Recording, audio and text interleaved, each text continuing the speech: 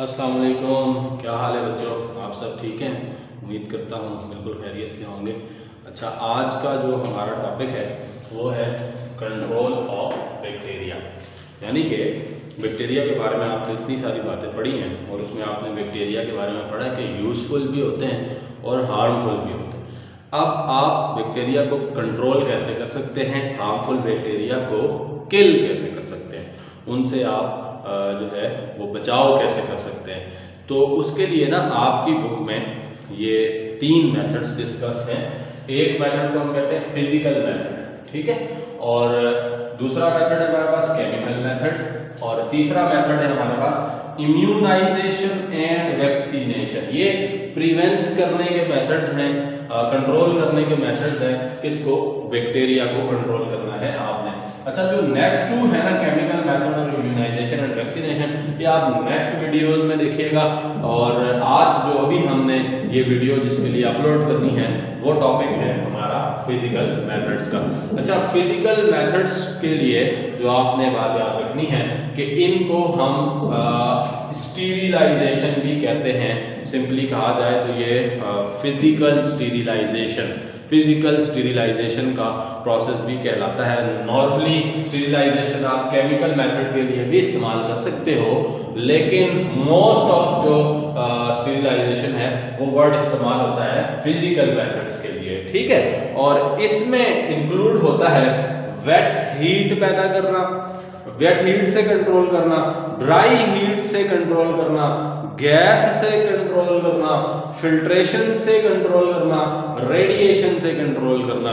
और आपकी बुक में जो डिस्कस्ड है वो है वेट हीट, ड्राई हीट और रेडिएशन, ठीक है। हमने लिखा हुआ wet heat, dry heat, gas, बहुत सारी गैसेज ऐसी हैं जो बैक्टीरिया की या माइक्रोब्स की किलिंग के लिए इस्तेमाल कर सकते हैं आप। इवन आप गैस बर्न करके भी इस्तेमाल कर सकते हैं। फिल्ट्रेशन, मेम्ब्रेन फिल्ट्रेशन के बहुत सारे प्रोसेसेस हैं, या फिल्टर पेपर का आपने नाम सुना हुआ है, उसमें से बैक्टीरिया पास नहीं हो सकते। फिल्टर पेपर अलग अलग साइज के आपको मिलते हैं, तो फिल्टर पेपर से भी आप प्रिवेंशन या इनको कंट्रोल कर सकते हो। और रेडिएशन से, अब आप सोच रहे होंगे वेट हीट क्या है। आपने नाम सुना हुआ है स्टीम, एक वर्ड है। स्टीम होता है कि वाटर को अगर आप बॉयल करो, उससे जो वेपर्स बन रहे हैं वो वेपर्स की हीट से आप किसी माइक्रोब्स को किल कर रहे हो, ठीक है। बहुत सारी चीजें ऐसी होती हैं जिन पर लगे हुए माइक्रोब्स को आप डायरेक्टली किल नहीं कर सकते, ठीक है। तो आप क्या करते हो कि एक जो है वो स्टीरिलाइजेशन का ऑपरेटस लेते हो। जैसे मैं कहता हूं ऑटोक्लेव मशीन है, ठीक है, ऑटोक्लेव, AUTOCLAV, ऑटोक्लेव मशीन है। वो ऑटोक्लेव में क्या होता है कि नीचे एक रॉड लगा हुआ है, इस तरह का रॉड जैसे घर में आप इस्तेमाल करते हो पानी को गर्म करने वाला, ठीक है। वो रॉड पानी को बॉयल करता है, उसके ऊपर एक छाननी लगी हुई है, पानी उससे नीचे होता है। छाननी के ऊपर आप अपने लैब का सामान रखते हो, जैसे पेट्री डिशेज रख दी, फ्लास्क रख दी, टेस्ट ट्यूब्स रख दी, जो चीजें आप इस्तेमाल कर रहे हो, स्टीरिलाइज करनी है आपने, वो आपने उधर रख दी और ऊपर से उसका ढक्कन बंद कर देते हो, ठीक है। और वो बहुत ज्यादा कुकर की तरह का होता है, प्रेशर बहुत ज्यादा उसमें जनरेट होता है, तो वो स्टीम नीचे से बन के गर्म हीट ले लेके, तो वो उस नेट से, वो जो जाली सी लगी हुई है, छाननी है, सीव है, उससे ऊपर गुजरती है और चीजों के साथ टच होती है। और वो जो वाटर वेपर्स हैं वो वेट होते हैं, जाहिर है वाटर के वेपर्स हैं, वो उस सारे को वेट कर रहे होते हैं मटेरियल को, जिसको आपने स्टरीलाइज करना होता है। और इससे वो जो जर्म्स होते हैं, वो जो माइक्रोब्स होते हैं, बैक्टीरिया होते हैं, वो किल हो जाते हैं। इसको हम कहते हैं वेट हीट मेथड, यानी कि use of steam which kills the microbes और बैक्टीरिया बाय, कैसे किल करता है? कोआगुलेटिंग देयर प्रोटीन्स, उनके अंदर जो प्रोटीन्स होती हैं, जैसे उनके एंजाइम्स हो गए, उनकी सेल मेम्ब्रेन की प्रोटीन्स हो गई, उनके राइबोसोम्स की प्रोटीन्स हो गई, उनके साइटोप्लाज्म की प्रोटीन्स हो गई, उनके न्यूक्लियस की प्रोटीन्स हो गई, वो उन सारों को हीट दे दे के कोआगुलेट कर देता है। जब कोआगुलेशन हो जाती है, बैक्टीरिया अपने लाइफ प्रोसेसेस नहीं कर पाते, उनकी सारी प्रोटीन्स कोआगुलेट हो जाती हैं, जम जाती हैं, क्लॉट हो जाती हैं, तो उसके बाद वो फंक्शन परफॉर्म नहीं कर सकती, तो बैक्टीरिया मर जाते हैं। तो इस मेथड को हम कहते हैं वेट हीट मेथड। दूसरा जो मेथड है वो है dry heat method. Dry heat method क्या होता है? यूज ऑफ डायरेक्ट हीट, पानी नहीं, भाप नहीं, सीधी हीट देनी है। जैसे गैस फ्लेम को आप इस्तेमाल कर लो क्या करने के लिए? To kill microbe which cause their oxidation. Oxidation होता है ब्रेक डाउन। देखो भाई, आपके पास कोई चीज है, जैसे आपके पास एक नीडल है, आप किसी को स्टिच करना चाह रहे हो स्टिचिंग के लिए, तो आप वो स्टीरिलाइजेशन करो जो स्टीम वाली है, या फिर आप सिंपली लाइटर जलाओ और उस नीडल को क्या कर लो कि वो हीट दो डायरेक्टली फ्लेम से, वो जलेगी, ठीक है। उसकी जो मतलब वो तो जो है उसमें लगे हुए जो माइक्रोब्स उनको डायरेक्ट हीट मिलेगी, वो किल हो जाएंगे, उनकी बॉडी जल जाएगी, ऑक्सीडाइज हो जाएगी, ब्रेक डाउन हो जाएगी उनकी बॉडी को। तो हम इस तरीके को कहते हैं ड्राई हीट मेथड, ठीक हो गया। ड्राई हीट बगैर स्टीम के, वेट नहीं करना। दूसरा ये तरीका ये था। तीसरा तरीका जो है वो हमारे पास है रेडिएशन। रेडिएशन क्या होती है भाई? हम कौन सी रेडिएशन इस्तेमाल करते हैं? रेडिएशन खैर आपने पढ़ा हुआ है, इलेक्ट्रोमैग्नेटिक रेडिएशन हम इस्तेमाल करते हैं। कौन सी वाली? 300 नैनोमीटर से बिलो वाली। जितनी कम वेवलेंथ होगी एनर्जी उतनी ज्यादा होती है, ठीक है। पेनिट्रेशन पावर इतनी ज्यादा होती है। जितनी वेवलेंथ बड़ी होती है, वेवलेंथ फिजिक्स में पढ़ते हो लैम्डा, ठीक है।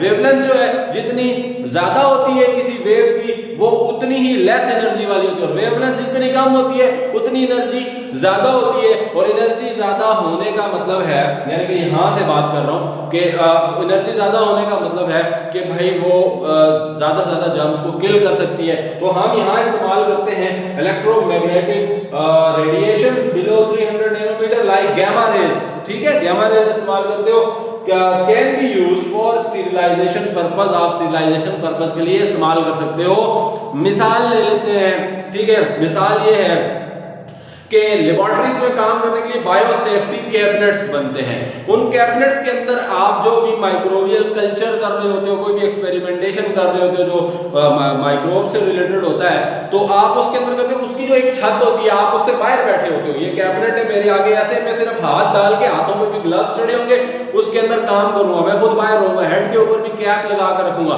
क्योंकि वो रेडिएशन जब गिरेगी तो मेरे हाथों को ऊपर भी गिर सकती है, मेरे सर के ऊपर भी, तो मुझे वो कैंसर भी काज कर सकती है, ठीक हो गया। तो हम क्या करते हैं, जो भी उसमें काम कर रहे होते हैं उसमें कोई भी माइक्रोब अगर एयर से एंटर होगा वो किल हो जाएगा, हमारी किसी भी चीज को डिस्टर्ब नहीं कर सकता जब तक उसके ऊपर लगे हुए रेडिएशन वाले रॉड्स, जिस तरह ट्यूब लाइट्स होती हैं, वो रॉड्स ऑन रहेंगे, नीचे रेडिएशन गिरती रहेगी, रेडिएशन आ रही होंगी, वो माइक्रोब्स को किल करती रहेंगी, हमारे किसी भी सामान को नुकसान नहीं पहुंचेगा। आज के दौर में आपने सिंपल रेडिएशंस वाले ये स्ट्रक्चर देखते हैं, स्टेरिलाइजर्स, तो बार्बर शॉप्स पे अक्सर आप जो है वो विजिट कर सकते हैं कि वो अपनी उस तरह कैंचियां जिस चीज से निकालते हैं, वो एक बॉक्स सा होता है, जैसे आपके घर में ओवन होता है, तो ओवन की तरह की चीज है, उसमें स्टैंड लगे हुए हैं, उसके अंदर उन्होंने सारा कुछ रखा होता है, उसको करते हैं बंद, बटन ऑन करते हैं, उसकी छत पर भी रॉड्स लगे हुए हैं, लंबे लंबे से 2-3 रॉड लगे होते हैं, उनसे लाइट निकलती है, रेडिएशन निकलती है और नीचे जाके गिरती है सामान के ऊपर, और वो जो सामान होता है उसके ऊपर लगे हुए जर्म्स, इवन वायरसेस किल हो जाते हैं। रेडिएशन से आप वायरसेस को किल कर सकते हो, ठीक है।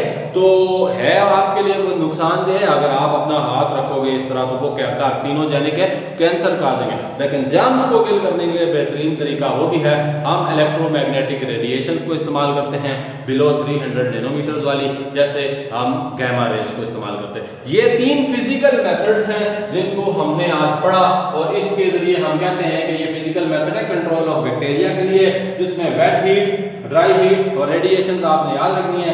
वेट हीट और ड्राई हीट क्या करते हैं? वेट हीट करती है कोआगुलेशन ऑफ प्रोटीन्स, जो बैक्टीरिया के प्रोटीन उनको कोआगुलेट कर देती है। ड्राई हीट करती है ऑक्सीडेशन। ये एमसीक्यूज हैं आपके लिए, आपने ये याद रखना है, एमसीक्यूज हैं। और ये wet heat, dry heat, radiation कौन से मेथड में इंक्लूड होते हैं जी? फिजिकल मेथड में इंक्लूड होते हैं, ठीक है। ये भी आपके पास क्या है, एमसीक्यू है। और कल जब हम दूसरी वीडियो में आपको पढ़ा रहे होंगे तो हम पढ़ाएंगे केमिकल मेथड, उसमें आप पढ़ोगे, आपने कुछ चीजों के नाम सुने हुए हैं, उनके बारे में इंफॉर्मेशन लोगे कि डिसइंफेक्टेंट क्या होता है, एंटीसेप्टिक क्या होता है, एंटीबायोटिक क्या होता है, कीमोथेराप्यूटिक एजेंट्स क्या होते हैं, और एंटीबायोटिक्स में माइक्रोबिसाइडल एंटीबायोटिक्स कौन सी होती हैं, माइक्रोबिस्टेटिक एंटीबायोटिक्स कौन सी होती हैं। बहुत मजे का टॉपिक है। नेक्स्ट वीडियो में आपको मैं वो सिखाता हूँ, समझाता हूँ कि जो केमिकल मेथड है वो कौन सा है। तीसरा immunisation and vaccination, immune system को इन्हांस करना, इम्यूनाइजेशन किस तरीके से, वैक्सीन लगाने के तरीके से। तो वैक्सीनेशन कैसे होती है, किसने की थी, कब की थी, आज वैक्सीनेशन का कौन सा लेवल पहुंच चुका है, इम्यूनाइजेशन के तरीके कौन कौन से हैं, ये सारी की सारी चीज़ें प्रिवेंशन ऑफ द बैक्टीरिया के लिए हम कैसे इस्तेमाल कर सकते हैं, ये उससे नेक्स्ट वीडियो में आपको मिल जाएगा। उम्मीद है कि आपको अभी वाला सारा टॉपिक समझ में आ गया होगा। अगर आपको समझ में आ गया है तो ठीक, अगर नहीं आया तो आप मुझसे कमेंट्स में क्वेश्चन पूछ सकते हैं, क्वेरीज कर सकते हैं, और आप मुझे व्हाट्सएप पर भी क्वेश्चंस कर सकते हैं। अपना बहुत सारा ख्याल रखिएगा। नेक्स्ट वीडियो में मिलते हैं इंशाल्लाह अगले लेक्चर में, और फी अमानिल्लाह, अल्लाह हाफिज़।